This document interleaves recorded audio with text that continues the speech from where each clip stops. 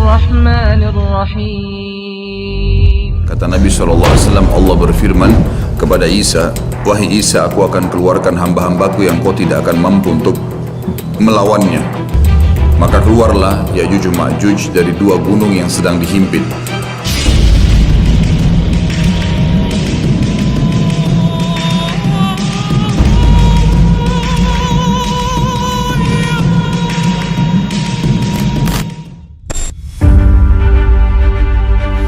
Ada satu peneliti dari Mesir yang Allahu'alam, saya melihat buku beliau sangat bagus sebenarnya, sistematis, dan beliau tinjau lokasi sendiri, dan di situ ada beberapa bukti-bukti secara histori dan juga dihubungkan dengan dalil-dalil, karena pernah ada sahabat yang menemukan tembok Ya'juj Ma'juj ini, ya.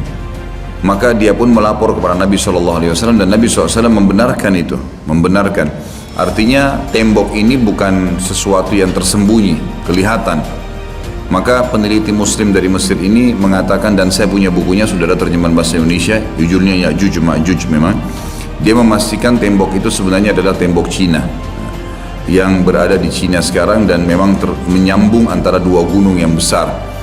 Kata Nabi SAW, kecelakaanlah bagi suku Arab, karena sudah terbuka dari lubang Ya'juj Ma'juj seperti ini, ketemukan antara jari tengah beliau dengan ibu jari, artinya mereka sudah bisa melihat. Dalam riwayat yang lain dikatakan bahwasanya Ya'juj Ma'juj setiap hari menggali gunung itu, berusaha untuk keluar, tapi mereka pada saat tiba malam hari karena kecapean mereka istirahat, Allah Subhanahu wa taala tutup kembali gunung itu, sehingga besok mereka memulai lagi dari awal, sampai nanti di saat waktunya mereka dikeluarkan oleh Allah Subhanahu wa taala, sampai saatnya nanti mereka dikeluarkan oleh Allah Subhanahu wa taala. Jadi memang cerita tentang mereka ini akan keluar disampaikan dalam banyak riwayat, ya. Kemudian setelah itu mereka akan keluar dengan hikmah Allah Subhanahu wa taala, dan Isa alaihissalam menyelamatkan dirinya bersama orang-orang beriman di atas gunung. Dan ada beberapa riwayat menyebutkan di Gunung Tur, ya.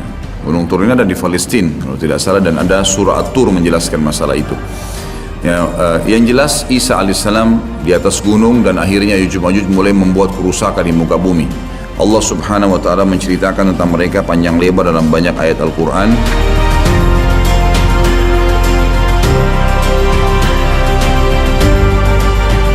Dan mereka akan keluar tepatnya di surah Al-Anbiya ayat 96 sampai 97. Hingga apabila dibukakan tembok Ya'juj Ma'juj, dan mereka turun dengan cepat dari seluruh tempat yang tinggi, dan telah dekatlah kedatangan janji yang benar, maksudnya hari kebangkitan. Maka tiba-tiba terbelalaklah mata orang-orang kafir. Mereka berkata, aduhai celakalah kami, sungguhnya kami dalam kelalaian tentang ini, bahkan kami orang-orang yang zalim. Kata para ulama tafsir, maksudnya adalah orang-orang kafir pun bingung, dari mana nih manusia-manusia, kenapa kok membunuh semuanya? Walaupun mengatakan kami mau jadi pengikut kalian, tetap dibunuh, tidak diterima. Dan Nabi SAW menyebutkan ciri-ciri mereka. Mereka memiliki rambut yang keriting, yang mata mereka, bola kelopak mata mereka besar, dan mata mereka kecil, gitu. Kemudian mereka memiliki kulit yang mendekati kekuning-kuningan, ya, kekuning-kuningan. Ini riwayat yang menjelaskan tentang postur tubuh, dan mereka tidak terlalu tinggi dan tidak terlalu pendek seperti manusia biasa, cuma mereka sangat beringas. Dan mereka pada saat menemui siapapun mereka membunuhnya, termasuk dalam riwayat dikatakan mereka akan memakan ular, kalajengking, semuanya akan dimakan. Dan mereka membunuh semua yang ditemui, termasuk pada saat mereka sudah membunuh orang-orang yang ditemui, hewan-hewan, semuanya dibunuh, diberantas di muka bumi ini. Maka mereka pun akhirnya mengangkat anak-anak panah mereka mengarah ke langit. Lalu dengan fitnah, Allah SWT berikan fitnah, jatuhlah anak-anak panah tersebut dengan berlumuran darah. Maka mereka mengatakan dalam riwayat Bukhari, qatalna man fil ardi wa qatalna man fis sama. Kami telah membunuh semua yang di bumi dan telah membunuh semua yang di langit. Maka mereka betul-betul membuat kerusakan di muka bumi. Maka Isa alaihissalam pada saat itu berdoa kepada Allah Subhanahu wa taala agar, ya, menghukum atau mematikan mereka. Maka diijabahlah doa Nabi Isa alaihissalam. Tapi di sini Allahu alam tidak disebutkan berapa lama.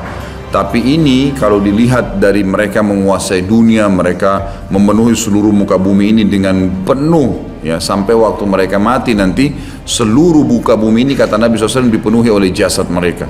berarti penuh luar biasa, jumlahnya banyak. Ini tidak akan memakan waktu 1 tahun 2 tahun ini gitu. Ini akan bisa belasan mungkin puluhan tahun, Allahu alam gitu.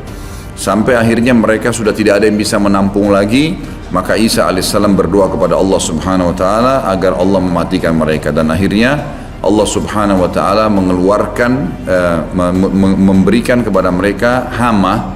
Sebagian riwayat menjelaskan seperti serangga kecil yang keluar dari leher mereka, yang akhirnya membuat mereka mati semua serentak dengan satu kali mati. Semuanya tiba-tiba jatuh dan mati, dan jenazah mereka memenuhi muka bumi ini. Lalu Isa alaihissalam mengutus 4 orang dari pasukan terbaiknya Isa alaihissalam untuk turun dari gunung untuk memeriksa. Dan kata Nabi SAW, mereka lah penunggang-penunggang kuda terbaik pada saat itu. Dan kalau kalian ingin, saya akan menceritakan kepada kalian tentang warna kudanya, tentang warna baju mereka. Karena Nabi SAW diperlihatkan tentang 4 orang itu. Kemudian mereka pun keliling dan mereka menemukan ternyata Ya'juj semua sudah mati, dan mereka melapor kepada Isa alaihissalam. Maka Isa pun berdoa kepada Allah agar dihilangkan jenazah itu, dihilangkan mereka. Lalu datanglah burung-burung dari arah barat yang memiliki leher-leher yang panjang seperti unta, lalu mencengkeram mereka, lalu membawa mereka ke arah lautan. Setelah itu Allah Azza wa Jalla menurunkan hujan yang lebat sehingga membersihkan muka bumi ini jadi bersih.